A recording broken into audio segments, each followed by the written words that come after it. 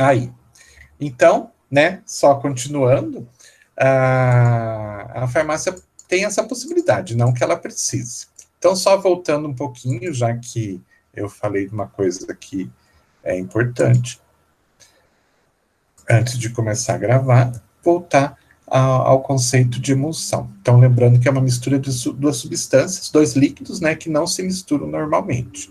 E que quando a gente faz o processo, então, de agitação, aquecimento e utilização, colocação de um agente emulsionante junto, a gente vai ter a formação daquilo que a gente conhece como emulsão, que tem um aspecto cremoso, tem uma carinha de creme mesmo, porque é um creme. Lembrando, então, que... Deixa eu pegar o apontador aqui. Sempre vai acontecer isso aqui. Quando a gente faz o processo de agitação e coloca o agente emulsionante, um dos líquidos vai se transformar em pequenas bolhas e o outro vai ficar numa fase que a gente chama de fase contínua, porque ele não forma bolhas, assim como esse líquido aqui. Então, geralmente, um deles forma bolhas. E daí essas bolhas vão ficar dispersas nesse líquido. E com o agente emulsionante que a gente colocou, ocorre a formação de um tipo de barreira aqui em volta de cada uma dessas bolhas, que não permite que essa outra bolha, que também está com uma barreira aqui, consiga se grudar uma na outra, voltando a formar, né, bolhas cada vez maiores, até que ocorra a separação do líquido. Vou mostrar para vocês num desenho mais tarde. Então, são bastante utilizadas em farmácia de manipulação, podem ser preparadas ou podem ser compradas prontas, eu não tenho obrigação de preparar, eu posso comprar de empresas que terceirizam isso. E as emulsões podem ser preparadas a frio ou com aquecimento. Existem poucos casos que a gente não precisa do aquecimento para preparar a emulsão. De uma forma geral, de regra, a gente precisa. É um ou outro caso muito específico de uma tecnologia mais moderna que você não tem a necessidade do aquecimento para você conseguir formar o creme. De forma geral, a gente consegue, precisa. Aplicação das emulsões. Orais, tópicas e parenterais. Orais a gente já viu anteriormente, então elas ajudam, né, muitas vezes a tirar um pouco o sabor desagradável de um líquido que você quer administrar para uma pessoa. Então, quando você transforma aquele líquido numa emulsão oral, a própria consistência que toma na emulsão faz com que não ocorra um contato muito grande e muito demorado nas papilas gustativas. Então, pelo fato de ficar mais viscoso, a gente não consegue sentir direito o sabor desagradável. Então, quando a gente tem um líquido que é muito desagradável, a gente pode transformar ele numa emulsão oral para diminuir bastante esse sabor ruim. As tópicas, né? As emulsões tópicas são aquelas mais utilizadas para passar, então, em pele ou mucosa, para efeito tópico, como está sendo falado. Existem poucos casos que a gente tem de emulsões que têm uma penetração maior, que é o caso Deixa eu só ver se a gente já viu aqui. Não, a gente viu anteriormente. Lembram-se das bases epidermáticas, diadermáticas, tal, que tem diferentes poder de penetração? Se não lembram, tem que dar uma olhadinha lá numa tabela que a gente viu lá atrás. Então, tem um certo grau de penetração, mas, de uma forma geral, elas são utilizadas como ação tópica. Com raras exceções, a gente tem aquelas emulsões que são produzidas para fazer um efeito sistêmico, que conseguem, né, transportar o princípio ativo até a circulação e isso fazer com que seja transportado para o corpo todo. Quando a gente precisa de alguma coisa que seja transportado pelo corpo todo e que seja medicamentoso, a gente utiliza emulsões parenterais, né? E quando essas substâncias não são aquosas e elas são oleosas. Então, imaginem que eu preciso adicionar uma vitamina oleosa da circulação de um paciente. Se eu adicionar, né, por meio de uma seringa e uma agulha, esse óleo, essa vitamina oleosa, diretamente na circulação, o que vai acontecer? Vai formar aqueles êmbolos que a gente chama, vai começar a formar alguns tipos de entupimentos, né, de substância gordurosa dentro de um local que tem característica mais aquosa. Então, para a gente fazer a aplicação dessas e outras substâncias diretamente na circulação, a gente precisa transformar essas substâncias em emulsão. Então, lá na farmácia hospitalar, vocês vão ver muitas vezes alimentação parenteral sendo preparada, e essa alimentação parenteral geralmente é feita se preparando emulsões. Então, quem for estagiar em algum lugar que prepare alimentação parenteral vai se bater de frente com esse tipo de produto. Então, é uma característica mais de produto produzido em hospital, tá? Em farmácia de manipulação, a gente não costuma fazer isso. Dentro da farmácia de manipulação, então, a gente vai preparar emulsão oral e emulsão tópica mesmo. Existem algumas emulsões que a gente chama de nova geração, elas têm características mais avançadas do que uma simples emulsão, como a gente viu naquela microfotografia. A gente tem, então, diferentes tecnologias que trazem diferentes produtos, que trazem diferentes resultados também. Então, hoje a gente tem umas emulsões que a gente chama de emulsões com cristais líquidos. Então, essas emulsões, elas têm na composição algumas substâncias cristalinas, e essas substâncias cristalinas, elas podem agir com os princípios ativos, com as substâncias ativas, né? Às vezes, como é que eu posso explicar para vocês? Retardando a liberação dessas substâncias. Então, imaginem que numa emulsão normal, que eu adicionei uma substância ativa, essa substância ativa está livre para começar a fazer a sua ação exatamente no momento que eu passei na superfície da pele. Digamos que seja um creme que tem uma substância ativa adicionada ali. Passei na pele, essa substância ela já vai estar livre na sua totalidade para fazer o efeito. E às vezes a gente não precisa disso, a gente precisa de uma liberação mais lenta. Então, aos poucos, essa substância ir fazendo a sua atividade. Ao invés de fazer a atividade toda de uma vez só, ela ir fazendo de uma forma mais lenta e por mais tempo. Então, a gente acaba tendo esses cristais líquidos, eles retêm um pouco dessas substâncias e vão liberando aos poucos. Então, existe uma ação dessa substância por mais tempo. A gente tem as chamadas microemulsões e nanoemulsões, que são emulsões, então, onde as partículas, né, aquelas bolhas que são formadas, elas são muito menores do que aquelas bolhas que vocês viram ali naquela microfotografia. Então, é um tipo de tecnologia que você faz com que essas emulsões tenham aquelas pequenas bolinhas menores ainda. Então, isso muitas vezes pode fazer com que facilite até a penetração dessas pequenas bolhas com alguma substância ativa que esteja contida dentro dela, consiga penetrar mais fundo nas camadas da pele. Então, acaba trazendo vantagens para questão de penetração de substância ativa. E tem as emulsões múltiplas, que são emulsões dentro de emulsões. Eu vou mostrar um desenho para vocês depois, tentar explicar para vocês, que são, como se eu fizesse uma emulsão e eu encapsulasse essa emulsão dentro de uma outra emulsão. E vou mostrar para vocês direitinho, para que vocês entendam por que isso pode ser feito e qual que é a serventia disso. Então, aqui está o desenho da emulsão múltipla. A gente pode ter duas possibilidades.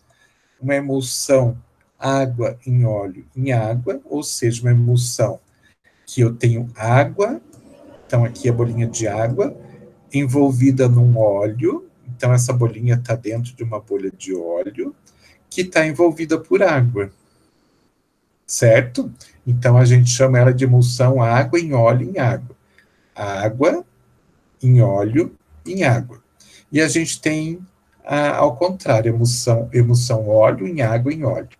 Então tem uma bolinha de óleo, dentro de uma bolinha de água, dentro de uma fase contínua de óleo. E para que serve isso? Qual que é a vantagem de a gente ter isso? Porque para fazer é muito mais difícil de fazer do que uma emulsão comum. Então, digamos o seguinte. Digamos que vocês têm uma substância ativa que ela é solúvel em água. Então, eu faço uma emulsão, né, aonde essa substância vai ser incorporada na água, ela vai dissolver na água. Só que se eu fizer uma emulsão normal, eu vou ter gotículas muito grandes de água e eu não vou conseguir fazer com que essas gotículas grandes de água consigam ter uma penetração muito grande na pele.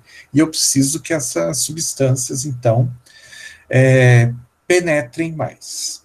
Então, o que eu faço? Eu coloco, né, o ativo na água, aí eu faço uma emulsão com óleo. Então, vai ficar a água envolvida por óleo. Se eu utilizasse só essa emulsão, água envolvida por óleo, eu não ia ter uma penetração muito grande. Porque, como eu comentei, talvez as partículas ficassem muito grandes e eu não ia conseguir, então, fazer com que elas penetrassem por aqueles canalículos que passam líquido por dentro das células, aquela questão da permeação da célula, né? E pelo fato de essa água estar envolvida em óleo, talvez eu conseguisse ter uma pequena penetração na superfície das células, onde tem aqueles fosfolipídios, que são oleosos e permitem, então, que esse óleo penetre um pouco mais. Mas eu não ia conseguir uma penetração muito grande. Então, o que eu faço? Envolvo, né, faço uma nova emulsão, envolvo esse óleo, transformo ele numa gotícula, envolvo ele na água. Aí o que vai acontecer? Essa gotícula ela vai ficar pequena, ela vai conseguir penetrar parcialmente, pelo menos, nos fosfolipídios, lá da membrana, né? E vai conseguir liberar essa gotinha de água que está dentro dela, né? Dentro da célula. Então, esse material que está junto com a água acaba sendo liberado dentro da célula. É como se a gente fizesse um cavalo de Troia. A gente fala para a célula assim, ó, tem uma gotícula de óleo aqui. Daí a célula deixa penetrar mais essa gotícula de óleo. Mas dentro tem a gotícula de água que é liberada lá dentro da célula depois. Então, dessa forma, a gente consegue ter uma penetração maior. E pode acontecer também a mesma coisa ao contrário. Mesmo sistema, mesma coisa, daí só que uma penetração diferente. Mas isso seria a emulsão que a gente chama de múltipla. Então, é uma emulsão dentro de uma emulsão. É a construção de um cavalo de Troia dentro de uma emulsão. Ficou claro isso para vocês?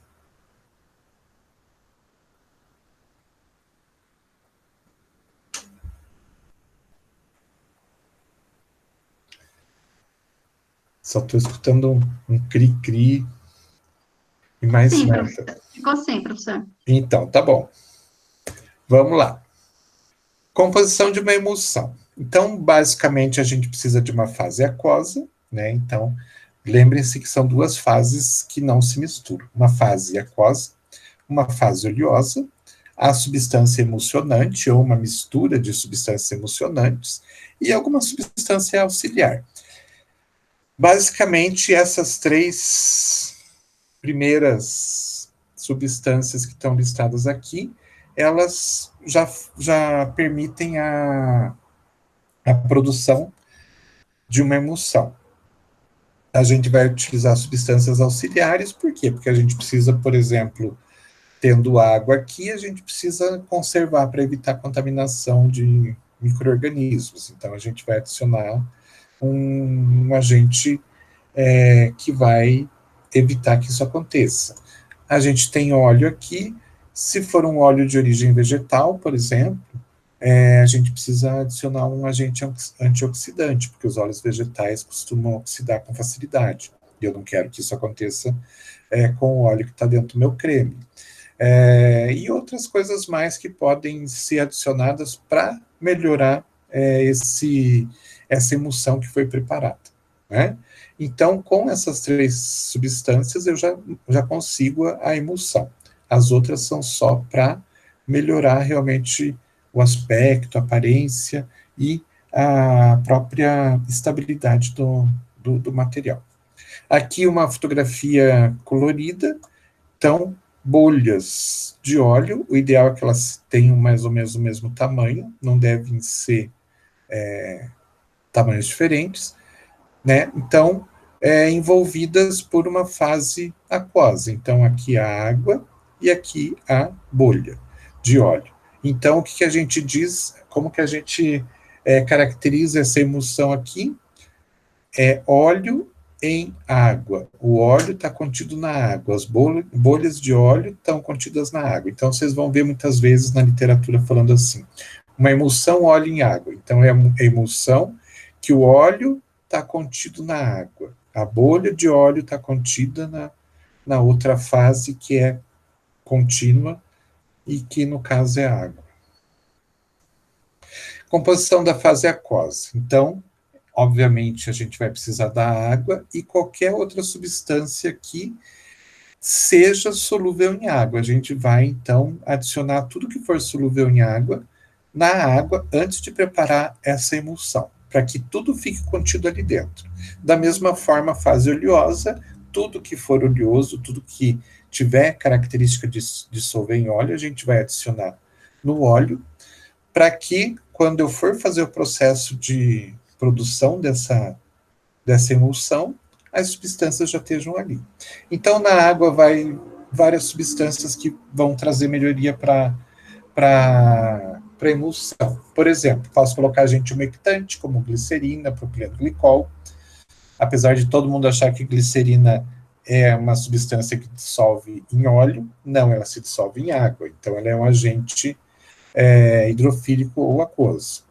Os polímeros, como agentes de consistência, às vezes eu quero dar uma consistência diferente, então eu posso colocar alguma substância aquelas substâncias que formam os géis, né, que formam aquelas redes que a gente viu lá nos géis, então eles ajudam muitas vezes a dar consistência.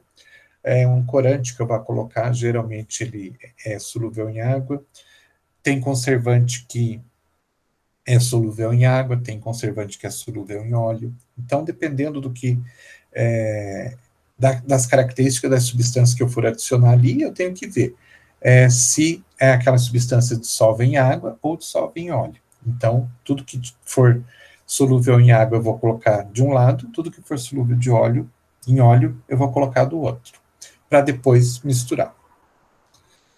Então, fales de oleosa, então, são as substâncias gordurosas, né? Ceras, óleos vegetais, minerais, seja lá o que for, e outras substâncias que sejam solúveis. Por exemplo, eu falei de vitamina oleosa, tem algumas vitaminas que são oleosas, né? Então, elas vão entrar dentro dessa fase oleosa. Qualquer outra substância que tenha característica oleosa vai para essa fase também. Falando dos óleos, eles têm uma importância bastante grande, porque eles têm várias origens e eles podem ter algumas características diferentes. Então, a gente tem óleos de origem natural, semissintética, sintética e mineral.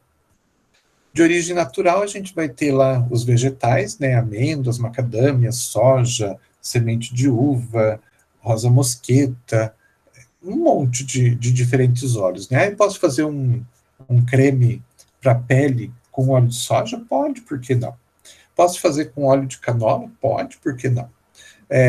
Todos têm características oleosas, podem ser utilizados sim. Vou ficar parecendo um pastel se usar um óleo de soja, por exemplo? Não, não vai. Não tem nada a ver. Tem os óleos de origem animal, né, como a lanolina, o espermacete, que é aquela substância lá da cabeça da baleia, a cera de abelhas, então, origem animal.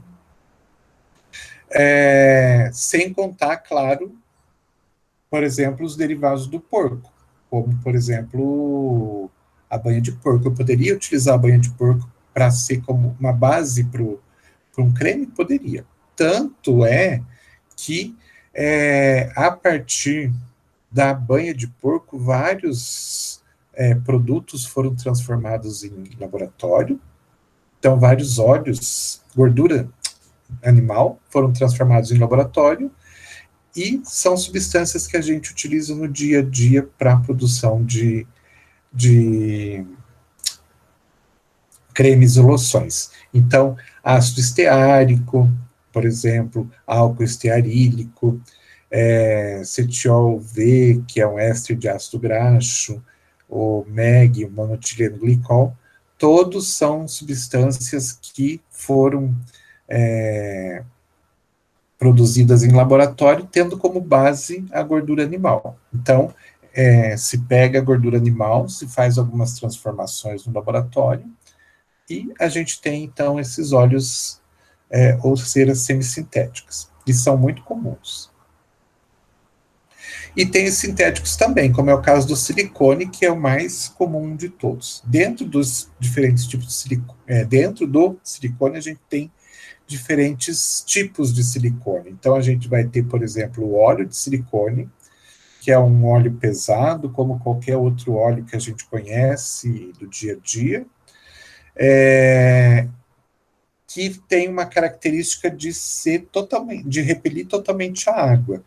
Então, quando a gente faz um creme que a gente utiliza óleo de silicone, vai ter aquela propriedade de repelir a água. Você já deve ter ouvido falar das luvas de silicone, né? Que é um creme que você passa e que ele repele totalmente a água. Então, é porque tem óleo de silicone ali na composição. Tem outro tipo de silicone que a gente chama de silicone volátil, que é um silicone mais leve e que, o próprio nome já diz, ele volatiliza no ar, no ambiente. Então, você adiciona esse tipo de silicone num creme, por exemplo, quando a pessoa passa na pele, esse silicone ele volatiliza, deixando um resíduo, e esse resíduo deixa uma película na pele. E essa película na pele dá aquele sensorial gostoso de deslizamento que a gente tem com alguns cremes. Então, creme que desliza muito bem, se vocês forem procurar lá na composição, provavelmente vocês vão encontrar silicone volátil. E tem a silicone emulsionante, que é um silicone emulsionado, ele já vem pronto assim, que eu posso misturar na água e ele já forma um tipo de creme. Então, é um silicone bastante bom de trabalhar, porque ele por si só, misturado na água, já forma um creme bastante bom. Os óleos minerais, que é outro grupo, né, que a gente tem, são bastante utilizados, mas estão sendo cada vez menos utilizados. Eles são de origem, o próprio nome já diz, né, mineral, são derivados, então, do petróleo, e tem algumas características que não são muito interessantes. Então, por exemplo, eles não são saponificáveis, ou seja, eles não se consegue fazer emulsão com eles. A gente consegue adicionar, né, eles numa mistura de óleos e a gente consegue fazer uma emulsão, mas sozinho Óleos minerais sozinhos a gente não consegue fazer esse processo muito bem. Eles não ajudam a fazer nenhum tipo de penetração na pele, então, se você faz um creme e que você contém esses óleos, eles não vão ajudar em nada. E eles têm uma coisa muito ruim, que eles são oclusivos, eles fecham as saídas das glândulas sebáceas. Então, quem tem problema com espinhas, esse tipo de coisa, sente bastante quando usa um creme que tem óleo mineral, porque ele faz como se fosse uma rolha na saída das glândulas, fecha essa saída e não permite mais que aquele sebo que a gente está produzindo e está tentando jogar para fora do nosso organismo, faz com que ele comece a se acumular dentro da pele. Então, hoje em dia, principalmente por esse efeito ruim dele, ele está sendo deixado de usar completamente. E como substâncias auxiliares, então, a gente vai ter agentes antioxidantes, conservantes, espessantes, corantes, flavorizantes, né? Se eu quiser dar um sabor, no caso de um óleo, de uma emulsão oral. E são essas as substâncias auxiliares que a gente costuma utilizar. Classificando as emulsões, a gente tem algumas classificações para as emulsões. Então, as emulsões, elas podem ou não ter cargas. Quando elas têm cargas, elas são chamadas de emulsões iônicas, que podem ser catiônicas ou aniônicas, conforme a carga que elas acabam por adquirir, e as chamadas não iônicas. As emulsões iônicas, elas podem trazer alguns problemas para a gente na hora da colocação de alguma substância ativa, de um fármaco ou de um ativo dermatológico que tenha carga também. Então, a gente precisa tomar um pouco de cuidado que quando a nossa emulsão tem uma carga, e o ativo que a gente vai colocar também tem carga, eles têm que ter cargas compatíveis. Se eles tiverem cargas contrárias, vai fazer o processo que a gente chama de desandar, né? Então, o creme perde a sua característica de creme e desanda, entre aspas. Então, a gente tem que tomar bastante cuidado. A carga não está ligada com o óleo e não está ligada com a água que a gente utiliza. Ela está ligada com o agente emulsionante que a gente utiliza. É o agente emulsionante que tem carga, ou não, né? Tem alguns que não têm. Alguns têm carga positiva, outros têm carga negativa, e quando a gente utiliza esses agentes emulsionantes, então a gente tem que ficar bastante atento ao tipo de substância que a gente pode adicionar sem trazer nenhum tipo de problema. Quanto ao tipo de emulsão, a gente tem, então, óleo em água, ou seja, o óleo está contido na água, são bolhas de óleo contidas na água. Tem também água em óleo, onde existem bolhas de águas contidas no óleo, então poucas não, mas as pequenas bolinhas de água estão ali contidas naquela quantidade grande de óleo, as múltiplas que a gente viu anteriormente e as microemulsões que também a gente já viu. Quanto à carga, então, são aniônicas, não iônicas e catiônicas, então está ligado com a carga do emulsionante, como eu falei. Quanto ao tipo, então, a emulsão óleo em água é o óleo contido na água, e essas emulsões, depois que a gente prepara, elas são solúveis na água. Então, se você quer saber se é uma emulsão óleo em água ou água em óleo, você faz um teste bem rápido. Você pega um pouco daquela emulsão, passa na superfície da mão e passa e coloca embaixo d'água. Se você perceber que ela começa a se desfazer, se solubilizar e ir embora com a água, é porque ela é uma emulsão óleo em água. A outra emulsão, que é água em óleo, que é a água, então, pequenas gotículas de água contida no óleo, elas já não são solúveis em água. Então, se você passar na mão, colocar embaixo da água, você vai ver que ela faz uma maçaroquinha ali e não se dissolve, ela não se solubiliza na água.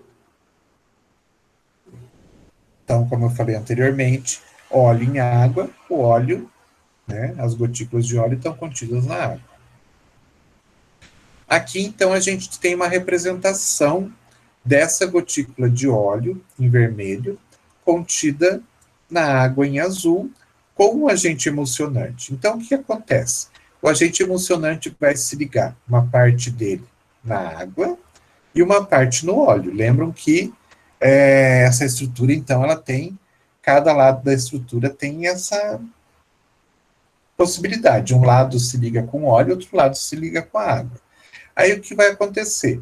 Várias moléculas vão se ligar com cada uma dessas bolhas de água, elas vão formar essa barreirinha aqui. Se chegar uma outra gotícula de óleo aqui, ela não vai conseguir chegar lá dentro para se grudar com a outra bolha de óleo e conseguir as duas se juntando, formar um tamanho maior e assim se juntando com outro, e com outro, e com outro, até que elas se separam. Por isso que a emulsão se torna estável. Elas não conseguem, elas ficam imobilizadas ali dentro. As emulsões, então, óleo em água, elas são menos oleosas. Quando você passa, você sente rapidamente ela desaparecendo. Ela seca rapidinho.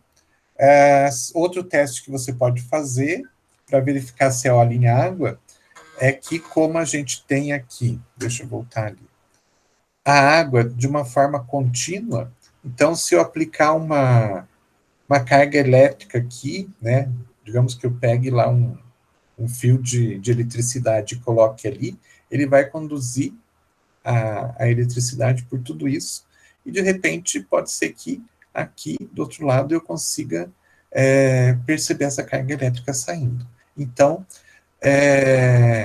nesse caso aqui, existe condutividade elétrica. Se eu colocar um fio, né, com eletricidade aqui, ele vai conduzir essa eletricidade pelo creme, pela emulsão. Então, existe condutividade elétrica. Elas são coloridas por corantes hidrossolúveis. Então, se eu quiser fazer um cremezinho, uma loçãozinha colorida, eu tenho que colocar o corante hidrossolúvel, o corante na água. Pode formar uma espuma branca quando aplicado sobre a pele. Então, às vezes, quando você esfrega demais, você vê uma espuminha branca. Obrigatório uso de conservantes, porque a gente tem bastante água disponível e essa água, então, pode ser uma fonte de ataque de micro-organismos, né? E eles comecem a crescer ali. E exigem necessariamente a adição de um umectante. Por quê? Porque nesse sistema eu tenho mais água do que óleo, então a tendência é que a água que está ali naquele creme, ela não transmita, porque a água vai secar rapidamente quando passar na pele, né? Então ela não transmite essa umidade na pele. Então eu adiciono uma substância umectante que acaba por segurar mais a umidade na pele. Por exemplo, glicerina. Se eu colocar um pouco de glicerina, ela segura mais a água ali na superfície da pele e deixa a pele mais com um aspecto menos ressecado. A emulsão água em óleo, então, é aquela ao contrário, aonde o óleo está contido, desculpa, a água está contida no óleo.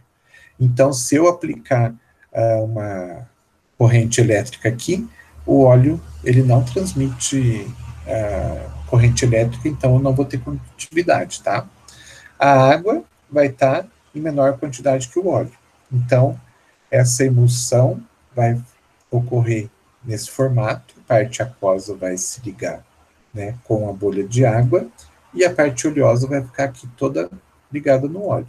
E da mesma forma, se vier uma outra bolha de água aqui por perto, ela vai estar também com essa característica, elas não vão conseguir se juntar. Pelo fato de ser bolhas de água dentro do óleo, a gente vai ter, então, um creme mais gorduroso. Então, você passa na pele e você vai sentir uma gordura, né? Ele mais gorduroso. Não possui condutividade elétrica, não tem água que faça essa condutividade passar. Promove em alto grau de emoliência à pele e ação dissolvente dos cremes de limpeza. Então, o fato de ter bastante óleo faz com que a pele fique mais macia, né, mais elástica, e o óleo ajuda a fazer o processo de limpeza quando a gente faz esse tipo de creme para limpeza da pele. Porque o óleo que a gente tem no creme se junta com o óleo que a gente tem na pele, geralmente o óleo que a gente quer retirar ele já está sujo, né? Então ele acaba se misturando e depois na retirada você consegue retirar tudo mais facilmente. São de fácil homogeneização, então a gente consegue homogeneizar facilmente, e não é necessária adição de humectantes, porque a própria gordura, né, a própria oleosidade que deixa na superfície da pele já retém, não permite que a água da nossa própria pele evapore com facilidade. As outras emulsões eu já falei, né, então são sistemas onde a gente cria esses cavalos de Troia e, basicamente, assim a gente consegue, então, colocar substâncias ativas dentro dessas pequenas gotículas e fazendo com que eles acabem por ter uma penetração maior, ter uma ação melhor. Bem, de forma farmacêutica semissólida é isso. Para terminar, eu falei para vocês que ia demorar um pouquinho hoje. Para terminar, a gente ainda tem que ver as formas farmacêuticas sólidas. Vocês querem um minutinho de intervalo para respirar? Ou preferem ir direto? Para mim, tanto faz, professor. Vamos direto, então? Pode Tá tudo ser. bem para todo mundo? Para mim, tudo ok. Bom, vamos ver se mais alguém fala alguma coisa. Se ninguém falar, vamos dizer que, né, todo mundo está concordando. Então vamos lá. Ninguém respondeu, mas estão concordando. As formas farmacêuticas sólidas, elas são pouco, digamos assim, existem poucas formas farmacêuticas, mas a gente tem uma delas que é o carro-chefe da maioria das farmácias, que são as cápsulas. A gente não vai ver muita coisa de cápsula aqui hoje, porque o mais importante está lá na prática. E a gente vai ver, então, lá na nossa aula prática no semestre que vem, tá? Aqui a gente vai falar um pouquinho de todos, né, de todas as formas, vai falar das cápsulas de uma forma geral, e lá a gente aprofunda porque o mais importante da cápsula está ligado com o processo de produção mesmo, o processo de fabricação.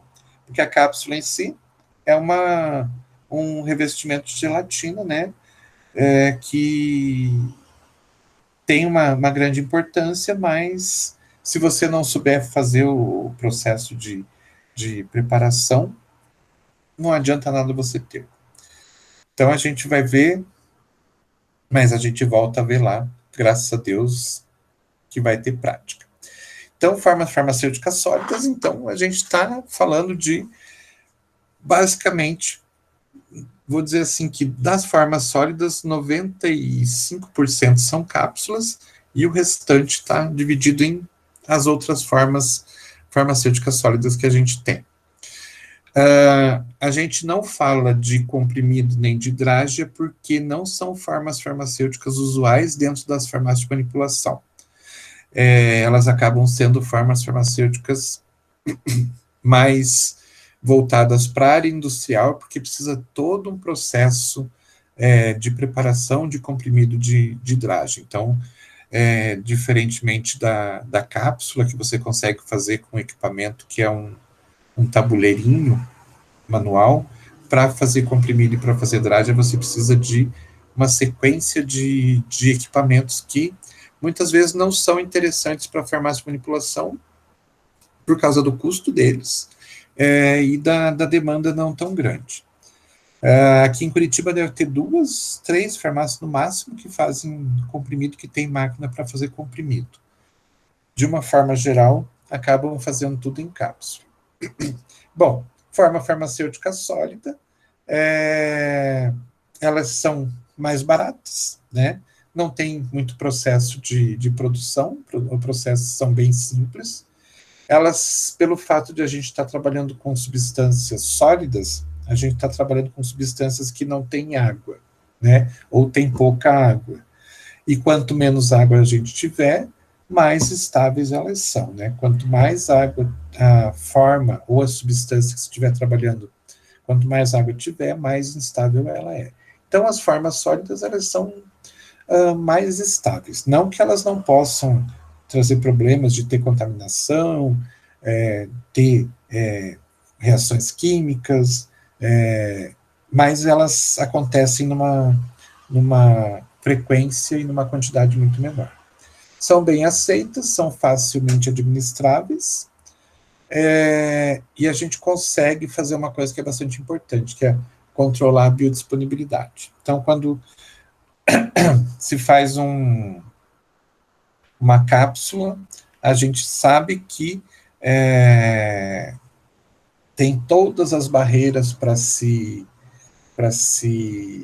chegar o fármaco dentro da circulação e tudo mais, mas elas conseguem, o fármaco consegue chegar lá. Uma parte, claro, fica fora, se perde, mas uma parte chega lá.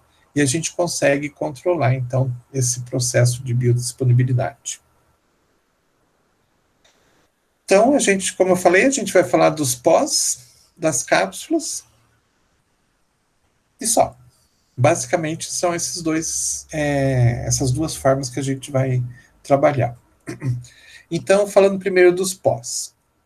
São formas farmacêuticas sólidas, constituídas por um ou mais princípios ativos, adicionados ou não de adjuvantes, pulverizados e misturados homogeneamente. Ou seja, pós são os princípios ativos, né, substâncias ativas sólidas, que geralmente a gente utiliza ou da forma como ele já vem, ou a gente adiciona alguma substância, algum adjuvante, alguma coisa para trazer algum tipo de melhoria.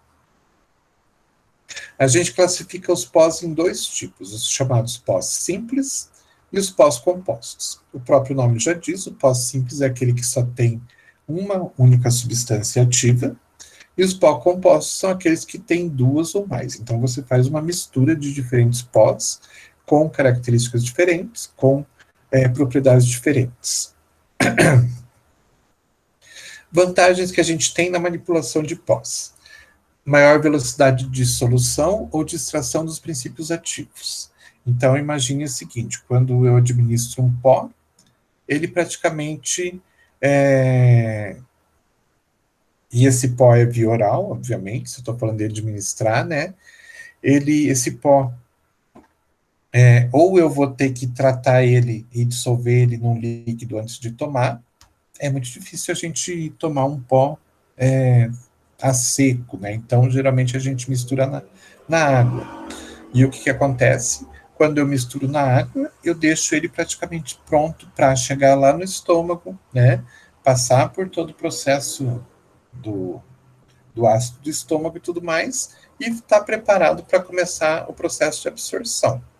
Então, é o processo mais rápido que a gente tem. Se eu tenho um comprimido, por exemplo, onde o princípio ativo está colocado ali dentro, dissolvido ali dentro daquele comprimido, a primeira coisa que precisa acontecer é esse comprimido se desagregar, ele ser dissolvido para começar a liberar o princípio ativo, para o princípio ativo começar a tentar passar a barreira lá das células do estômago e do intestino.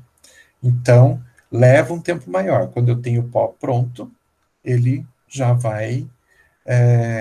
está pronto para começar a ser absorvido. Então, tem uma velocidade bastante grande no processo de liberação desses princípios ativos.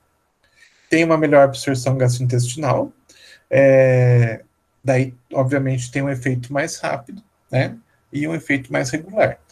Quando eu pego um pó, misturo ele na água e tomo, ele vai estar todo disponível e vai poder ser absorvido todo, basicamente, ao mesmo tempo. Se eu tenho um comprimido, o comprimido vai se desagregando, liberando aos poucos a substância ativa vai passando, vai sendo absorvida aos poucos, então, até que desagregue todo o comprimido,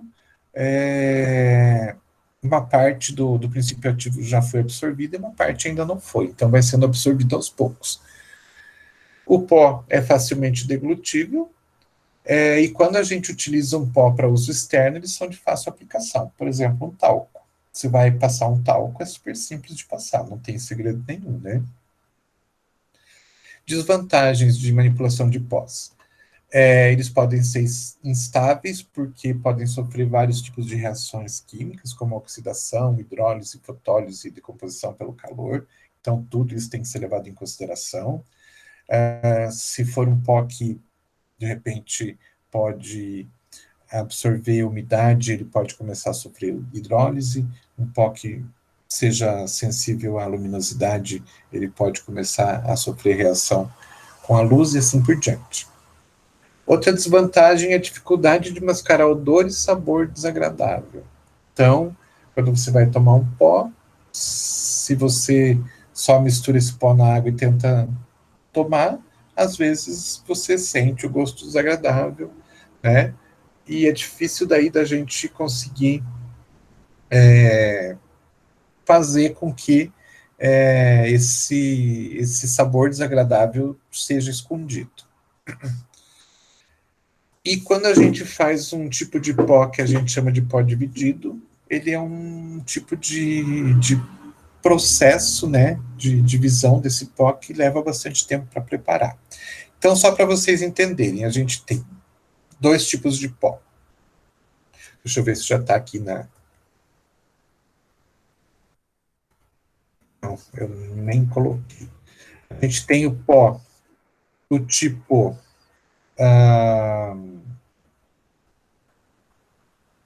deixa eu pensar alguma coisa aqui. Sal de fruta. Sal de fruta é um pó, né? O que eu faço? Eu coloco ele na água e já tomo. Então, eu faço uma dose com a própria colher, ou com a própria tampa, sei lá, faço uma dose, coloco no frasco, no copo, com água, e já tomo. Porém, esse é um tipo de produto que não vai fazer muita diferença se eu pegar uma dose um pouco maior, uma dose um pouco menor. Mas tem outros produtos que eu tenho que fazer ele na quantidade certa, na concentração certa. Alguém lembra de algum pó que seja utilizado e que venha na forma de sachê, por exemplo? Já ouviram falar da condroitina?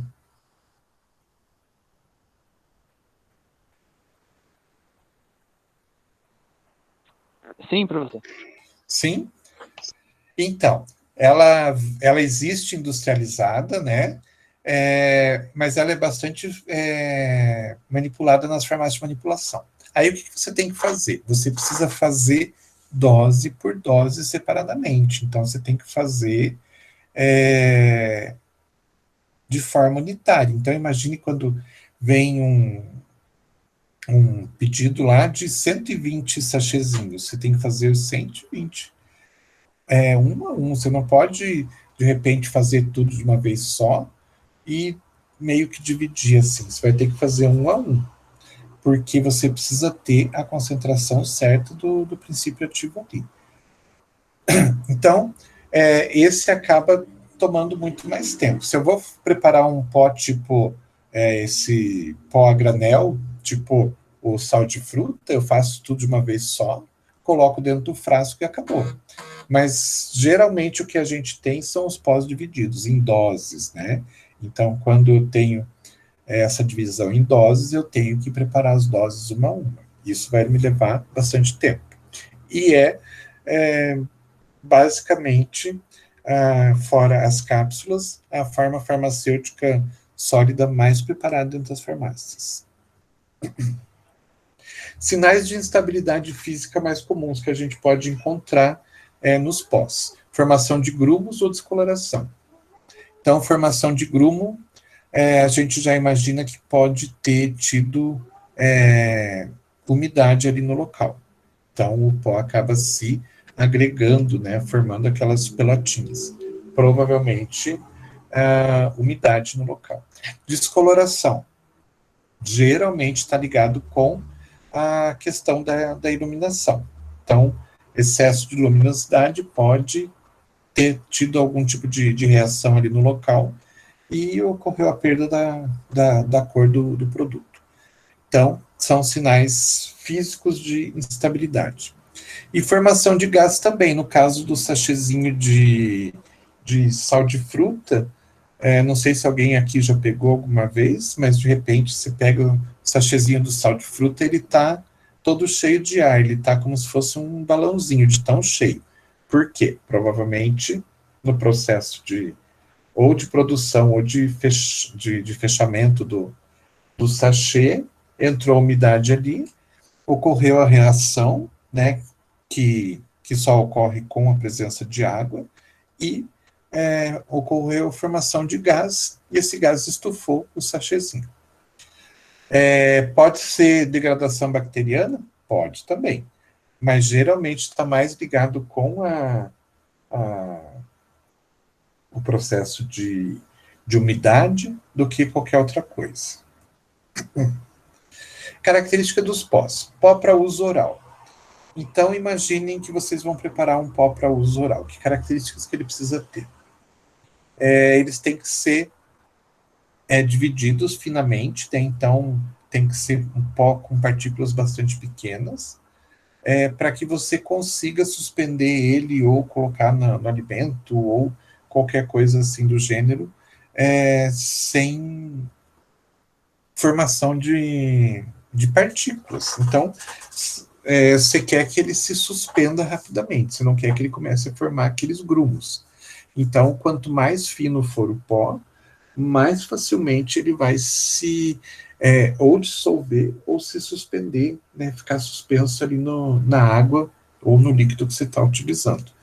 Então, para isso, a gente deve fazer um processo de pulverização do material. Se você tiver um pó só e ele for um pó grosseiro, você tem que triturar ele até ele ficar mais fino. Se for uma mistura de pós e você tiver pós de diferentes tamanhos de partículas, você tem que triturar eles também para que eles fiquem todos com partícula do mesmo tamanho.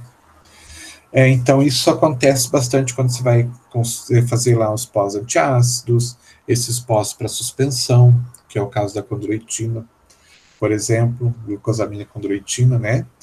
Os sais para hidratação também, você precisa que eles dissolvam rapidamente quando você mistura na água. Então, sempre trabalhar com um pó bastante fino. Para uso externo, a gente tem que ter, então, o pó também bastante fino, para evitar que ele seja irritante, né? Se for um pó muito grosso, ele pode começar a machucar a pele, pode trazer irritação na pele, né? E o pó grosso, ele não tem uma boa adesividade, uma boa aderência à pele, então você precisa de um pó fininho, que ele faça uma película na superfície da pele. Tem que ser também um pó que tenha compatibilidade química e que seja capaz de absorver líquidos quando você precisar adicionar alguma substância química, que geralmente é o que acontece, né? Ou até uma substância líquida dentro desse pó. Mas a gente vai fazer um talco, por exemplo, eu coloco alguma substância líquida, às vezes a gente precisa colocar assim. Então, tem algumas substâncias que você coloca ali dentro, claro, você vai deixar ele secar, mas você tem que colocar essas substâncias, sejam químicas ou líquidas, misturar muito bem, triturar tudo para que tudo tenha um mesmo tamanho, né? E se você colocar alguma substância líquida, você vai ter que triturar e pôr para secar para que ele não forme grumos mais tarde. Então, o pó ideal é esse. Porém, às vezes a gente tem um problema quando a gente está trabalhando com alguns pós, que muitas vezes são características do próprio pó, da própria substância, ou de efeitos que acontecem quando a gente faz uma mistura de substâncias. Então, vamos ver que tipo de problema que a gente pode ter quando a gente está fazendo um pó. Parece uma coisa assim tão simples, né? Tipo, eu vou fazer um talco. O que eu faço? Misturo o talco em pó com a substância que eu quero e está pronto. Mas não é sempre assim. A gente tem o caso dos pós higroscópicos e deliquescentes, por exemplo. O que é um pó higroscópico? É aquele pó que absorve a umidade do ar. Então, de repente, você está trabalhando com um determinado pó e quando você vê aquele pó está úmido, você percebe, às vezes ele fica até com aspecto meio gomoso. É o caso, por exemplo, da gelatina. Quando a gente vai trabalhar com a gelatina ou com o colágeno é pior ainda. Se você preparar o colágeno num ambiente com bastante umidade, com uma umidade meio alta, não dura muito tempo, não demora muito tempo, ele começa a formar um tipo de goma. Então, aquele colágeno, ao invés de se transformar num pó, de se comportar como um pó, ele acaba se comportando como uma goma. Então, a gente tem que tomar bastante cuidado com esse tipo de produto, os chamados pós higroscópicos. E tem vários que são bastante higroscópicos. Até contando rapidamente, só uma vez eu trabalhava numa farmácia de manipulação e a gente tinha um processo de controle de umidade e tudo mais, porém, teve um determinado verão que choveu em Curitiba do primeiro ao último dia do mês de janeiro, todos os dias direto chovendo. E isso fez com que a umidade do ar ficasse muito alta. E dentro do laboratório, a gente começou a perceber que estava tendo algum tipo de problema com a umidade. A gente estava vendo que a umidade estava excessiva e não conseguia de jeito nenhum fazer com que ela diminuísse. E a gente começou a perceber isso com uma frequência maior quando a gente foi utilizar o colágeno, e o colágeno foi aberto o pote estava fechado dentro do armário, com controle de umidade e tudo mais. A gente abriu o pote, ao invés de ter um pó lá dentro, estava uma goma. Aí a gente percebeu que realmente a umidade estava trazendo problema bastante grave para a farmácia. Então, no dia a dia, é perigoso a gente ver isso. Outro tipo de pó é o pó que a gente chama de deliquescente. Ele absorve a umidade do ar e fica líquido. É coisa assim impressionante. Tem alguns pós que, quando tem uma umidade muito grande, ele fica líquido, diferente do caso do colágeno, que ficou uma goma, uma coisa estranha. Tem alguns pós que ele fica totalmente líquido.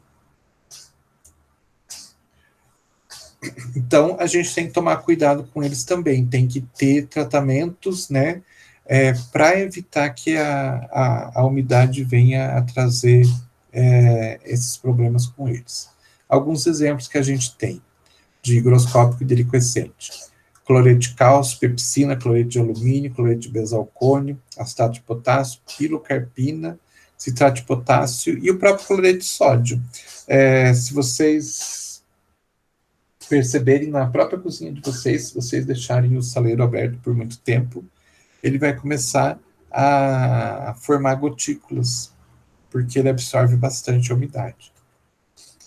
O que a gente pode fazer? Então, controlar a umidade, deixar a umidade, então, na faixa de 30% a 40%. Hoje, por exemplo, a umidade do ar, de uma forma geral, estava na faixa de 70%. Aí o que você faz? Ar-condicionado, aqueles desumidificadores de ambiente, qualquer coisa assim que faça a umidade dentro do laboratório ficar na faixa de 30% a 40%. Manter recipiente bem vedados, né, para evitar umidade, e adicionar substâncias absorventes. Então, a gente tem óxido de magnésio leve, ou dióxido de silício coloidal, que é chamado de aerosil, que são substâncias que eles acabam absorvendo a umidade e não deixam essa umidade, então, entrar em contato com os pós. Então, eles ajudam bastante. Tem outro tipo de pó, é o chamado pó eflorescente, é aquele pó que a estrutura dele tem água de hidratação. Vocês já devem ter visto, por exemplo, deixa eu pensar aqui.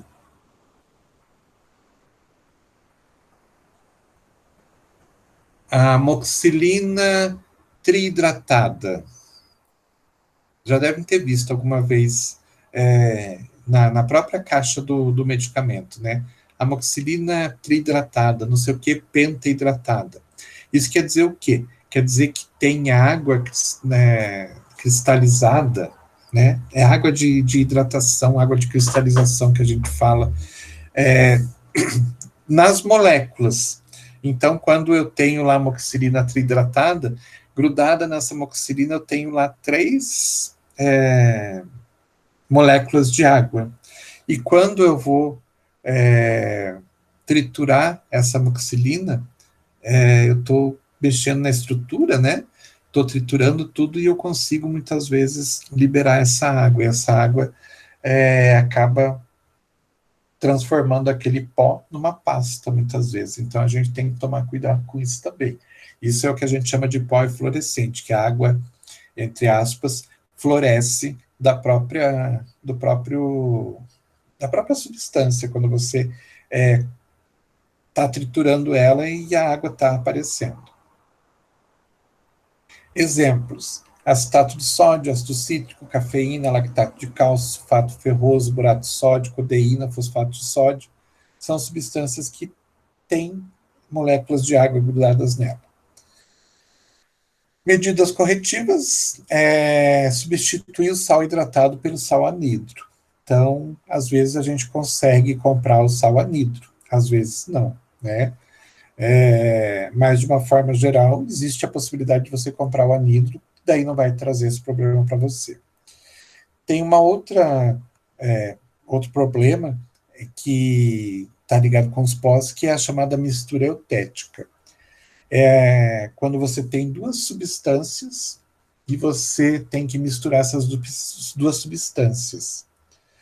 E o que acontece é que, quando você mistura essas 2 substâncias e tenta triturar essas 2 substâncias, 2 pós, né, eles se liquefazem, porque ocorre um efeito quando ocorre essa mistura, de diminuição do ponto de fusão dessas 2 substâncias. Então, essas 2 substâncias têm um ponto de fusão X, normal lá, mas quando você mistura as 2, coloca as 2 em contato, elas acabam fundindo numa temperatura muito menor do que a temperatura normal de fusão de cada uma delas separadamente. E elas acabam ficando, então, na forma de pasta ou na forma líquida mesmo. Um produto que faz isso com uma facilidade bastante grande, quer dizer, 2 produtos, né? É quando você mistura mentol e cânfora e tenta triturar os 2. Quando você vê, você está com um líquido no teu grau de porcelana. Eles simplesmente, do nada, 2 produtos sólidos acabam virando um líquido só. Outra substância que forma essas misturas eutéticas: acetanilida com lidocaína, S com mentol, a antipirina com resorcina, cânfora com salicilatos, fenol com timol, fenacetina com salol, etc. Bom que metade dessas coisas já não se utiliza mais nos dias de hoje. Medida corretiva: você precisa, então, triturar os 2 pós. O que você faz? Para evitar que isso aconteça, o ideal, então, é que você ou triture os dois separadamente e misture junto, ou coloque um pó inerte, mas que seja um pó absorvente, mas que não tenha efeito, nenhum tipo de efeito farmacológico, no meio, para evitar que ocorra essa diminuição do ponto de fusão. Alguns pós que a gente pode colocar nesse caso para evitar que essas outras duas substâncias se liquefaçam. Óxido de zinco, carbonato de magnésio, caolino, fosfato de cálcio, amido, talco, aerosil, etc. E tem o mais problemático de todos, que são as misturas explosivas. De repente você tem que misturar dois pós, um é um agente oxidante forte, o outro é um agente redutor forte, você não se dá conta, e quando você vê, você está misturando duas substâncias que têm uma capacidade bastante grande de explosão. Inclusive, este último aqui é um tipo de mistura que não é tão incomum em farmácia de manipulação. Então, você tem que tomar todo cuidado para que não venha a trazer um problema grave para quem está mexendo com o produto, né, e para a farmácia. Medidas corretivas, então, você pode pulverizar os dois pós separadamente e depois misturar com bastante cuidado para não ter nenhum tipo de problema de explosão. Procedimentos que são importantes para preparo dos pós. São 3 procedimentos bastante que tem que ser levados em consideração. Primeiro, redução do tamanho da partícula. Então, a partícula tem que ser reduzida a tamanhos que são compatíveis. Eu não posso, de repente, preparar um medicamento que as partículas daquele sólido tenham o tamanho de uma bola de gude, né? Então, eu tenho que diminuir bastante o tamanho das partículas. E quando eu tenho uma mistura de pós, eu tenho que deixar todos com o mesmo tamanho de partícula, para evitar até a própria separação dentro do frasco, quando é um caso de um pó a granel, por exemplo. Se eu deixar partículas de tamanho diferente, o que vai acontecer? Partículas maiores vão ficar na parte de baixo, partículas menores vão para cima e vão separar totalmente. Então, a gente não pode deixar que isso aconteça. Então, o processo de redução do tamanho da partícula é por trituração mesmo. Então, eu vou usar lá o grau e pistilo e vou fazer o processo de trituração. Segundo processo é o processo de tamização, que é passar por aquelas peneiras, que não são peneiras que eu falei para vocês, que tem tamanho de abertura das malhas dos mais diversos tamanhos, para que eu possa, então, ter um tamanho de pó padrão. Então, eu vou utilizar uma determinada malha lá, que eu quero partículas daquele tamanho X ou menores, e enquanto eu estiver triturando e jogar pó naquela peneira, entre aspas, naquele tamiz, e ficar pó em cima, porque eles ainda estão com um tamanho de partícula muito grande. A gente tem, então, vários tamanhos de malha, né? Só para vocês saberem que eles são considerados, são classificados por números. Quanto maior o número, menor o tamanho da abertura das malhas. Então, eu vou ter um tamiz lá para separar material muito grosso, moderado, até micronizado, que é um pó super fino, né? Tamanho de partículas 0,074 milímetros. E o terceiro passo, né? Então, triturei, fiz o processo de passar pelo tamiz, e o passo seguinte é a mistura do pó. Então, geralmente, a gente vai fazer de 3 formas. O chamado de espatulação, o chamado de trituração e o chamado de tamização. Então, tenho lá 2, 3 pós que eu preciso misturar eles e deixar eles homogêneos. Conforme a quantidade, eu vou utilizar uma técnica. A técnica, quando eu tenho pequenas quantidades de pó, é utilizar uma espátula numa placa de vidro. Vocês já devem ter visto isso acontecer no dentista, que o dentista, então, pega uma plaquinha de vidro, coloca 2, 3 pós ali dentro e fica mexendo, e você fica olhando ele mexer sem entender o que ele está fazendo. Então, é uma forma de mistura de pós. E você tem uma pequena quantidade, então você vai utilizar essa técnica aqui, é uma técnica que serve bem. Se eu tenho uma quantidade maior, eu faço o processo de trituração dentro de um grau de porcelana. Então, eu coloco os diferentes pós dentro do grau de porcelana e, com a ajuda de um pistilo, eu vou passando esse pistilo nas bordas do grau de porcelana, e junto eu acabo passando as partículas também. E elas vão, então, raspando no grau de porcelana, e elas vão quebrando, se transformando em partículas cada vez menores.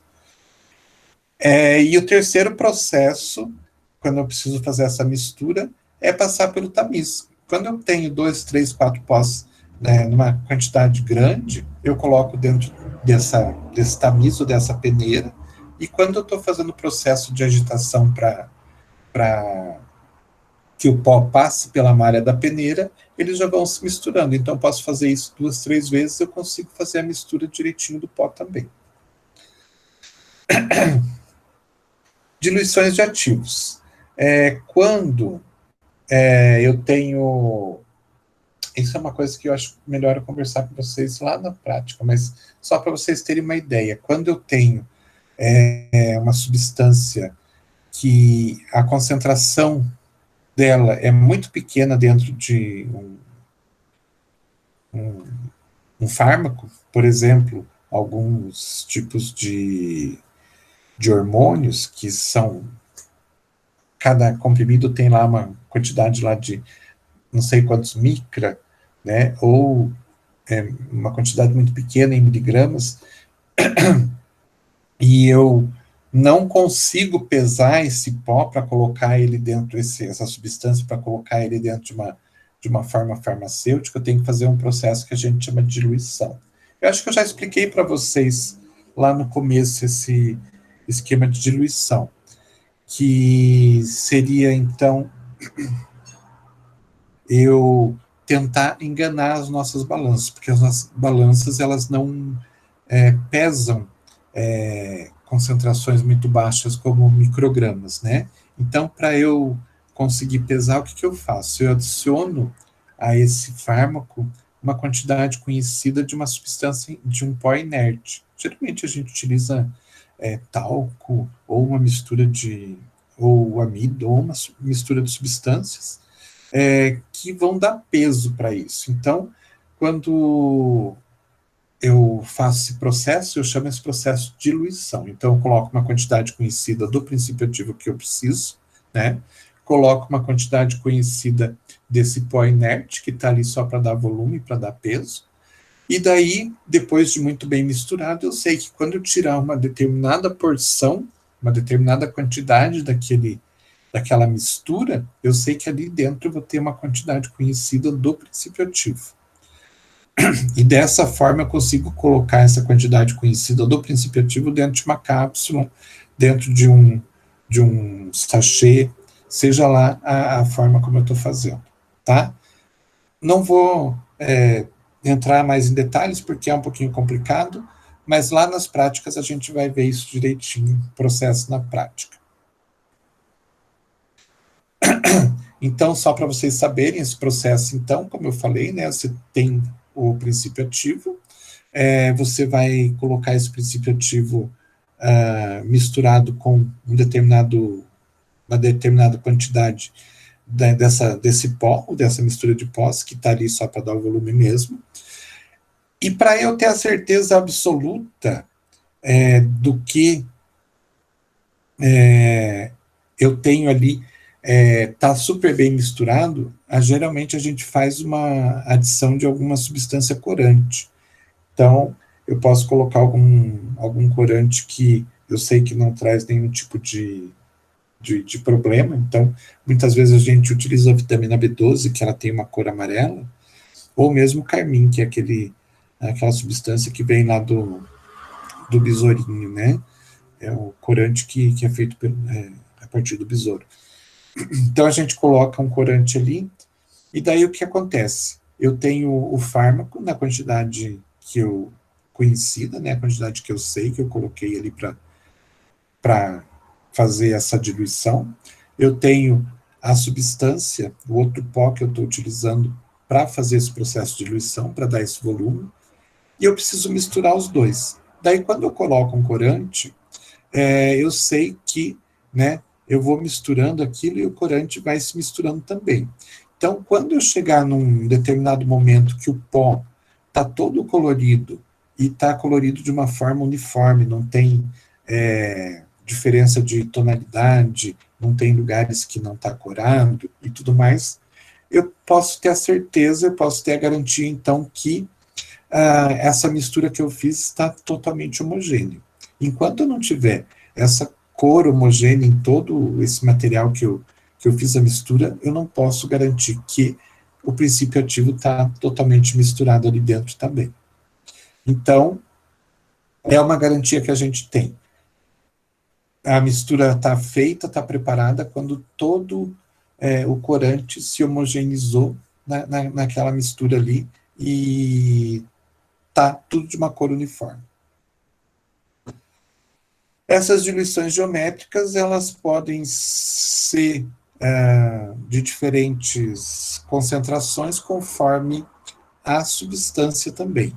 Então, a gente vai ver muitas vezes diluição geométrica de 1 para 10, que é, na verdade, a 10%, 1 para 100, 1 para 1000.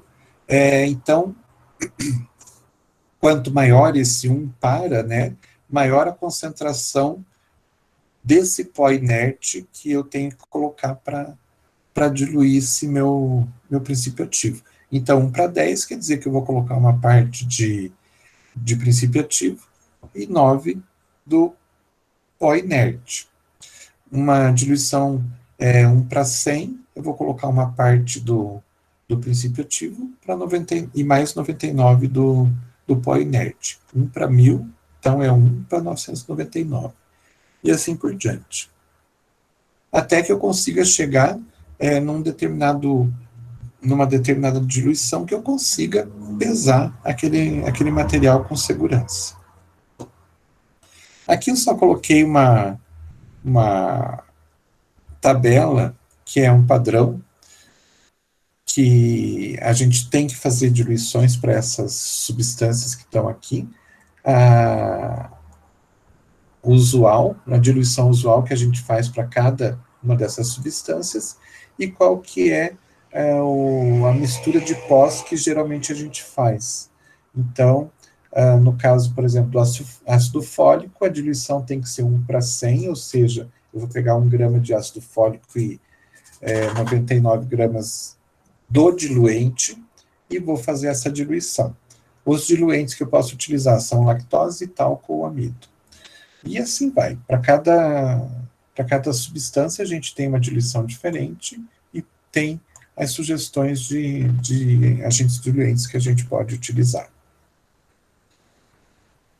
Forma farmacêutica em pó de uso oral de interesse magistral. Então, tem o pó a granel de uso interno, que é aquele pó que eu coloco lá num frasco, e daí eu posso fazer a medição por uma colher, caso do sal de fruta, por exemplo. Vantagem, pode ser diluído uma quantidade de água ou outro líquido, facilitando a diluição. Desvantagem, a gente não tem, né, uma medida bem correta quando a gente utiliza uma colher, utiliza algum tipo de medidor qualquer. Esse tipo de produto, de pó, né, a granel, é mais para substância que não tem muita gravidade. E os pó divididos são, então, aqueles pós que a gente faz, divididos em doses, e a gente coloca dentro de sachês ou de papéis. Hoje é muito comum a gente colocar naqueles sachêzinhos de alumínio, mas antigamente era feito tudo em papel, feito com dobradura e tudo mais. Deixa eu ver se eu coloquei aqui desenho. Então, só para vocês terem ideia, a gente tinha que cortar um papel, colocar o pó pesado aqui dentro, e daí fazer todo um processo de dobradura para colocar cada um dos papeizinhos dentro da embalagem para dispensar para o paciente. Esse era um formato. E esse outro formato também era bastante comum. Então, a gente cortava o papel, colocava o pó ali dentro, né? Aí fazia todo um sistema de dobraduras para conseguir fazer uma bolsinha fechada. E tinha que fazer isso um por um. Se eram 100 doses, tinha que fazer isso 100 vezes. Hoje a gente tem o sachê que aquele de alumínio que você fecha simplesmente com... coloca o material ali dentro, fecha com aquelas seladoras e está pronto. Vantagens. Permite o acondicionamento de volumes de pó ativos demasiado grande para ser veiculado na forma de cápsula ou comprimido. Então, quando é uma quantidade muito grande, que eu não tenho uma cápsula que caiba tudo aquilo, eu posso colocar no sachêzinho, né, ou no papel. E, ao mesmo tempo, os papéis eles permitem a administração de pequenos volumes de pó, suscetíveis de se administrarem em cápsula ou comprimido, principalmente em pediatria. Então, é uma quantidade muito pequena, eu poderia até colocar numa cápsula pequenininha para uma criança, porém, nem sempre a criança vai conseguir tomar, né? Então, de repente, como alternativa, a gente tem esse sachêzinho para criança tomar na forma de pó mesmo, né? Desvantagem, a aparência dos papéis é vulgar e desvaloriza o produto, né? Mas fica bonitinho até quando preparado. Mas hoje em dia a gente tem a opção de utilizar sachê de alumínio, tem até frasquinho plástico que a gente pode utilizar, que fica mais bonitinho. E substâncias higroscópicas ou deliquescentes, elas estão mais expostas à umidade, então a gente tem que utilizar sempre algum tipo de papel encerado, tipo papel manteiga, esse tipo de papel assim, não pode ser papel comum. E, finalmente, terminando só falando das cápsulas. As cápsulas, então, são invólucros, né, que têm forma, tamanhos e capacidades diferentes para a gente colocar substâncias sólidas, líquidas ou pastosas ali dentro. O mais comum é que a gente coloque substâncias sólidas, mas podem ser substâncias pastosas ou líquidas também, dependendo do tipo de cápsula. Elas são para utilização via oral, o invólucro das cápsulas hoje é feito de gelatina, a gente já não tem mais cápsula feita de amido, como as hóstias. Antigamente a gente tinha uma cápsula que parecia uma hóstia mesmo, mas hoje em dia não tem mais, é só gelatina. E que tem ali, além da gelatina, alguma outra substância, muitas vezes, alguma coisa para deixar ela deixar de ser transparente, alguma coisa conservante, alguma coisa que dê uma cor, alguma coisa assim do gênero. Caso contrário, é só gelatina mesmo. O conteúdo pode ser uma mais substância medicamentosa, adicionada ou não de recipientes, com solvente, diluente, lubrificante, desagregante, um monte de diferentes substâncias, mas o que geralmente a gente tem é alguma substância para preencher volume. Às vezes eu tenho uma quantidade muito pequena de pó, se eu colocar só aquela quantidade de pó, ou a pessoa que pegar aquela cápsula vai dizer, tem alguma coisa errada aqui, está faltando pó. A farmácia acho que se esqueceu de fazer a minha cápsula direito. Então o que a gente faz? A gente coloca o princípio ativo e preenche com pó inerte só para completar volume mesmo. Qualidade das cápsulas, elas têm que ser estáveis, não podem sofrer alterações com a sazonalidade, tipo assim, está muito úmido, elas ficarem moles, está muito seco, elas começarem a rachar, elas não podem sofrer esse tipo de alteração. Compostos medicamentosos devem liberar-se rapidamente do invólucro, não provocando irritações na mucosa. O tamanho e formato devem ser adequados à administração, A gente tem vários tamanhos, isso vocês vão ver também lá na prática, que existem tamanhos diferentes para capacidade diferente de pó, né? Os adjuvantes não devem ter qualquer atividade medicamentosa, então se eu coloco uma substância só para preencher volume ali, essa substância não pode ter nenhum tipo de ação, não pode ter nenhum tipo de ação farmacológica, né? Produção em escala industrial deve respeitar a dosagem e manter constante as características de cada medicamento. O próprio sistema que a gente tem hoje de preparação de cápsulas, a gente prepara todas de uma vez só. Então, ao invés de eu fazer uma a uma, como era antigamente, eu faço tudo de uma vez só. Então, eu tenho 100 cápsulas, eu tenho um tabuleiro onde eu consigo colocar 100 cápsulas e preencher todas no mesmo tempo. Mas todas têm que ter a mesma concentração de princípio ativo, tem que ter o mesmo volume de material, elas não podem ter variações. Então, o processo tem que ser um processo bastante sério, né, para que você, de repente, não tenha lá uma cápsula contendo X de pó e a outra tendo 2 vezes X de pó. Então, tem que ser uma coisa respeitando mesmo as quantidades. Vantagens: proteção maior das substâncias medicamentosas contra a ação da luz, ar e umidade, principalmente aquelas cápsulas que são opacas e coloridas, né? Mascara sabor e odor desagradável, então você tem um pó com sabor muito ruim, quando você coloca ele dentro da cápsula, a pessoa toma, ela não vai sentir o sabor, então ajuda bastante. E odor também, né? Por exemplo, cápsulas de alho. Pode ter revestimento gastroresistente, então se você precisa de cápsulas que não podem se dissolver com ácido do estômago, elas precisam passar direto pelo estômago para liberar o princípio ativo dentro do intestino, então ela pode ter revestimento gastroresistente. As paredes são digeríveis e liberam rapidamente o medicamento após ingestão. Então, ao mesmo tempo, elas têm que se abrir completamente com um líquido a partir de um determinado momento, né, para liberar o princípio ativo facilmente lá seja no estômago ou no intestino. São preparadas com facilidade, e existem as cápsulas moles hoje, né, como essas aqui, que contêm algum tipo de líquido dentro dela, elas são feitas de gelatina também, então a única coisa que não pode ter dentro dessas cápsulas são substâncias aquosas que possam dissolver essa gelatina. Então, essas cápsulas têm essa desvantagem, não pode ter um líquido que seja aquoso, porque senão ele vai dissolver a gelatina e vai derreter.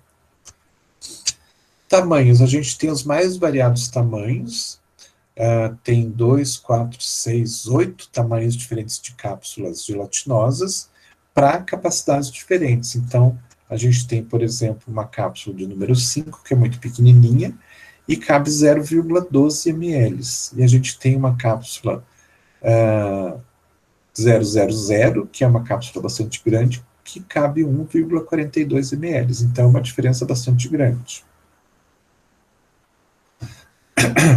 A forma de preparação ela é feita manualmente e individualmente, então eu posso fazer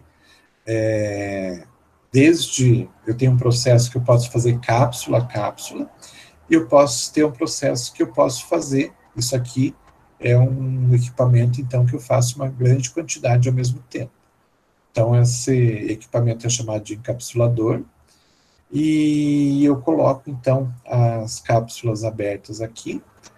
Com essa espátula, eu vou preenchendo os buraquinhos onde estão as cápsulas. Depois de tudo preenchido, eu coloco a tampinha e está tudo certo. Estão prontas as cápsulas. Falando só um pouquinho mais das cápsulas gelatinosas moles, então, é formado de gelatina, tem mais algumas substâncias ali no meio, uma mistura de substâncias, glicerina, propileno glicol e tal. Ela pode, então, acondicionar pó, pode acondicionar pasta e pode acondicionar líquido. só não pode ter líquido aquoso. E, geralmente, isso é feito nas indústrias, as farmácias de manipulação não fazem. Geralmente, as farmácias de manipulação já compram essas cápsulas com o conteúdo dentro. Então, digamos que a farmácia tenha óleo de alho, e o óleo de alho vem dentro dessas cápsulas moles, né? Então, é a indústria que prepara, tem todo um processo, tem todo um equipamento para produzir, e a farmácia compra da indústria. A farmácia não faz o preparo, o enchimento dentro do próprio estabelecimento. Compra pronto e simplesmente embala quando tem alguma demanda. Acondicionamento e conservação, proteger contra umidade e calor, utilização de sistema dessecante, sílica gel, então aquela sílica, aquele saquinho, sachêzinho que vem dentro das embalagens, é para proteger da umidade, não é para tirar dali, é para deixar ali, que muita gente acaba tirando quando abre o frasco, né? Pode ter embalagem do tipo blister, então tem máquinas pequenas que colocam dentro de blister, você consegue comprar para uma produção pequena, como uma farmácia de manipulação, ou usa aqueles frascos plásticos mesmo, ou mesmo frascos de vidro. Temperatura de conservação entre 20 e 25 graus. E assim a gente acaba a disciplina. Falei que ia demorar um pouquinho, mas a gente acabou. Beleza, gente? Beleza, professor, mas foi muito boa hoje. Então tá bom. Obrigado, foi muito gentil. Imagina. Gente, seguinte, semana que vem, então, a gente não tem aula, vocês sabem, né? Não, professor. Não? Não. Tô sabendo não, professor. A gente tá sabendo, não, ninguém passou nada pra gente. Ih, meu Deus, capaz. Não, ninguém passou nada pra gente. Semana que vem. Eu até achei que o senhor ia passar a revisão semana que vem pra gente, sabe? Então, era sobre isso que eu ia falar. A gente tem as defesas de TCC semana que vem. Pois é, ninguém passou nada, acho que nem para nossa representante. Ainda não? Não, porque ela não passou nada pra gente. Então, na semana que vem, nesse horário, na segunda-feira, eu vou estar em defesa de banca. Então, não poderia estar aqui. E eu acho que vocês vão ter todos os dias, vai ter todos os dias defesa de banca, eu acho, não tenho certeza que estou falando. Eu estou falando do meu dia que eu sei, porque já está marcado lá para eu ser banca de alguns TCCs. Então, daí não tem aula. Aí, eu fiz o quê? Eu deixei deixa eu pegar aqui já. Eu preparei como é que a gente fala? Um resumo, talvez? Não é um resumo. Sabem aquele questionáriozinho que eu passei para vocês no semestre passado? Sim, sei. Então, eu preparei um aqui para vocês, eu vou deixar para que vocês façam ele, porque ele está puxando um pouquinho das coisas, para vocês terem uma noção como é que está o conhecimento de vocês. Então, eu sugiro que vocês façam, depois estudem e façam de novo, tá? São 10 questões, é naquele mesmo sistema, vocês podem fazer individualmente, não precisa fazer como a gente fez em grupo, né? Pode fazer individualmente, e daí já ajuda um pouquinho na própria revisão da matéria, tá? Vai postar lá no portal, né? Eu vou passar aqui agora para vocês, e depois eu mando também, lá no portal, tá? Tá bom. Só tem uma coisa, tem um prazo limite que esse sisteminha aqui me dá, que é no dia 17 de novembro, então vocês precisam fazer isso antes. 17 amanhã? Amanhã. Não, peraí, não, tá errado. Dia 30 de novembro, deixa eu colocar aqui. Até dia 30 de novembro vocês conseguem fazer. Então, se vocês quiserem fazer agora e depois refazer, Só tomem cuidado que, deixa eu colocar até as 23, até meia-noite, isso. Então, a gente tem 13 dias, 14 horas e 9 minutos a partir de agora, tá? Então tá bom. Deixa eu pegar aqui o link.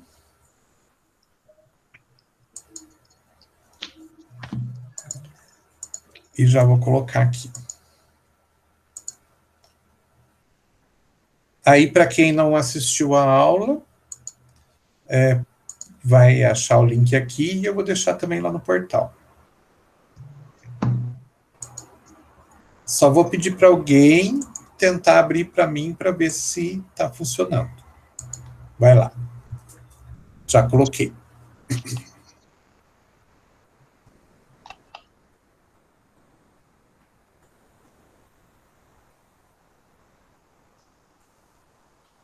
Deixa eu tentar aqui ver o que dá aqui também. Ah, o meu deu certo, professor. Deu certo? Deu, Beleza, então. Ali, coloca o nome e começa. É isso mesmo. Tá bom? Tá bom. Mas não precisa fazer hoje, né? Hã? Precisa fazer hoje? Não. Fazem quando vocês acharem melhor. Aí eu só sugiro que vocês façam um dia antes de estudar e depois estudar para ver se melhora a pontuação. Tá bom. Tá? E então, assim, segunda-feira tá todo mundo convidado para assistir a banca. Professor, aula. Provavelmente vocês vão receber todos os links de todas as bancas. Aí vocês podem acessar. Não precisa ser a minha, né? Mas estou convidando para ir na minha no dia da nossa aula. Até para vocês já verem mais ou menos como é que a coisa funciona, como é que é uma apresentação, para verem também, tipo, eu quero, por exemplo, estou pensando em pegar determinado professor lá para ser meu orientador. Então, deixa eu já ver lá como é que ele é na banca, como é que ele se comporta, para ver se vai me estressar ou não vai me estressar no futuro, tá? Aí vocês já vão conhecendo um pouquinho, até dentro das próprias áreas de trabalho que vocês querem fazer e tudo mais. É uma semana que eu acho que vocês podem aproveitar bem. A gente aprende, né? Sim, com certeza. E principalmente porque tem todo um climão que o povo fica, né? Ai, porque TCC, porque tem que apresentar, porque não vou conseguir. Daí vocês vendo lá, vocês vão ver que até pode ser que dê um pouquinho de nervoso, mas passa, né? Tudo passa. Então já é uma forma de saber o que vem lá pelo futuro. Beleza, então? Tá bom, professor. Então tá. Qualquer coisa